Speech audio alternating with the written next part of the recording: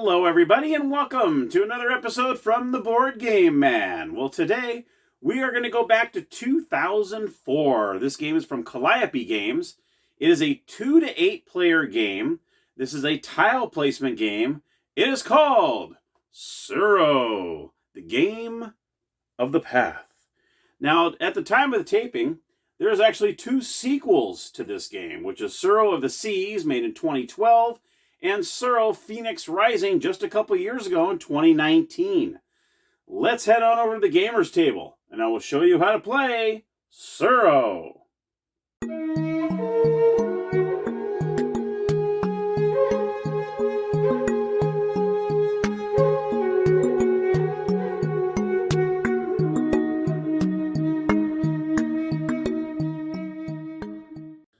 All right, my friends, here we are at the gamers table. Here is Tsuro. Now, the first thing you're going to notice right away is how beautiful and gorgeous the game is. It looks incredible. They did a lot of really great artwork in this game, as you can tell just from the lid. So we're going to go ahead and take the lid off. And here is the rules. What an awesome way they did the rules. All you do is you open it up just like this. And this is the rules. Very, very nicely done. Looks like a lot, but it's very, very easy. Then you have the board. Let me go ahead and open up the board, which is also beautiful. Folds up in like fourths, just like that. And there you have the board. I'm going to go ahead and put this over here. Bring this up a little bit so you can see it. Then you have these tiles. You have all these white tiles that you're going to place here. And you also have this dragon tile, which I will show you what that's all about in a moment. Then you also have these markers. These markers are incredible. There's 8 of them, because like I said in the intro, it is 2 to 8 players. You can see there's 8 different to choose from, different colors.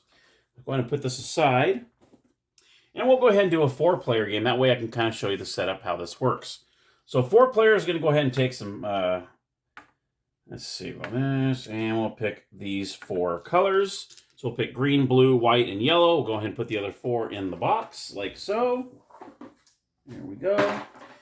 And then here we go. So the object of the game is you're trying to be the last person on the board. Now let me show you what happens here. What you're going to do is you're going to start off the game, but each player is going to place their marker on any one of these little white tick marks on the outside of the board. You can put them anywhere you want on the board. So let's see, we'll put one here. And we'll put one here, put one here, and I'll put a white over here. Okay, just like so. And you can put them anywhere, so you can actually have 2 right next to each other if you want to. It really doesn't matter where you put them. And that's where we're going to start, right here. Now you're going to have your stack of tiles here. And everyone's going to start off with 3 tiles. So we're going to have 1, 2, 3 for this player. 1, 2, 3 for the next player. I'll put them all in front of me, that way it's easy instead of having to reach across the board. There we go. So each player starts off with 3. And then what you can do is you can put this dragon tile if you'd like. Some people put it out like this. Some people just put it on the bottom of the stack. And I'll go over what that does in a moment. So every player is going to start off with 3 tiles. So we're going to go ahead and say that green is the first player. They're going to look at each one of these tiles. And they're going to see the different trails they can follow. So what you're going to do is player 1's going to say, okay, I'm going to go ahead and place it this way. So what you're going to do is he's going to place the tile on the board and follow the trail that leads his token. Okay? So in this case, he's going to go ahead and go like this and stop here. Now, he has to do the natural path that he's supposed to follow. He cannot go like this and then go, oh, I'm going to go this way. There is no making a change of direction. You have to follow the path. Okay? That's what you do. Then after that play is done, you're going to go ahead and grab another tile, and you're done with your turn. Okay, so you always have 3 tiles in your hand. So now you're going to go here. We're going to go ahead, and player 2 is going to be blue. They're going to look at these 3 different path cards, and they're going to go ahead and choose a path. Let's see, how about he's going to do this one here. So he's going to go ahead and place this tile right here. He's going to go ahead and go straight on through, and then you stop your stone at the end of that tile. He's going to grab a 3rd tile, and that's the end of his turn. What you do not want to do in this game is have a trail take you off the board. If the trail takes you off the board, you are eliminated. Also, if you're doing your trails and you're doing your tiles and 2 tokens run into each other, you also, both players will be eliminated. Okay, so you can't have two trails bumping into each other, you're gone. Same if you're stuck in a loop. Say you have it like a circular loop that you get stuck in where it's kind of just keeps going around and around and around. That also will get you eliminated as well. So there's 3 different ways to get eliminated. One is just having a trail just simply just take you, like, for instance, this one. If you were here and you just went right off the board, you're eliminated. If 2 tokens run into each other, then both players are eliminated. Or if you get stuck in an infinite loop, then you're also eliminated. So we'll go ahead and go back to this like this. And that was player 2. Now player 3 is going to be yellow. Yellow's going to look at theirs. And they're going to go ahead and go like this. They're going to lay this one down, and they'll go straight through. Okay, just like so. These 2 are kind of in danger here. They're getting a little closer to each other. Then you grab a 3rd tile. White's going to be the final player. They're way over by themselves, so that's pretty good. So he's going to go ahead and choose. And you can turn it any way you want. However you want to turn it. It does not matter how you do it. And let's just say this player wants to do this. He's going to go ahead and lay this tile here. He's going to follow the trail just like so, okay? And then you grab a 3rd tile. Play keeps going on back and forth. Player 1's going to go over here. They're going to go ahead and grab this tile like so, and they're going to follow the path. So they're going to go ahead and go whoop, just like that. And then you grab a 3rd tile and so on. Now, once you keep going and going and going, this stack is eventually going to get low.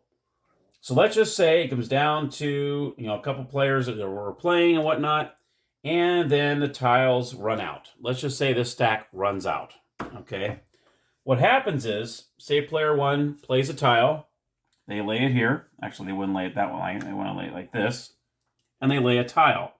Now, what happens is, if there's no more tiles to be drawn, then this is when the dragon tile comes out. What you're going to do is this player, the first player that cannot grab a tile, is going to hold on to this tile, okay? He's going to put it in front of him, okay? Once a player gets, say, a yellow, say this is their final tile, and they are eliminated, okay? What happens is, after, remember, he would draw a tile, place it, the remaining 2 tiles would be put back into the draw pile. And then this player, since this player is now allowed to draw a tile, he now forfeits the dragon tile and is now able to draw one of these tiles. Okay? And then the next player, well, as soon as, if they run out of, say, so the next player would grab a tile. They would take this one after they had played a tile. And this player, all of a sudden, would play a tile, and then they would need this because we're running out of tiles again. And then this player would hang on to this until another player gets eliminated, and then the tiles that they leave behind get put back here. And then, so this is just pretty much just keeping track of the latest person that was not able to draw a tile. Okay, and that's how that works. And that, my friends, is Tsuro. It's very, very simple. It's a very easy game, but it's a lot of fun. I think the more players you have on here, the better.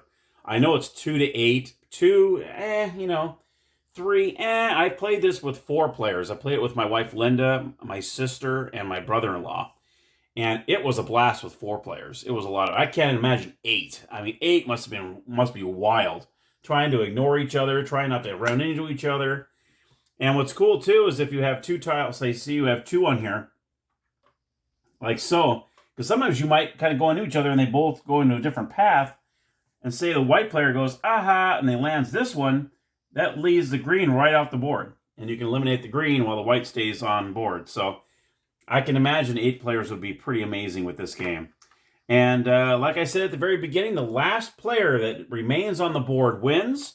And like I said, the 3 ways to get eliminated is if you're off the board, or if you get stuck in a loop, like something like, I can show, like something like this, where all of a sudden you're like, woo, woo, and you can't get out of it. Then you can get eliminated, or if 2 players run into each other, then those 2 players are eliminated.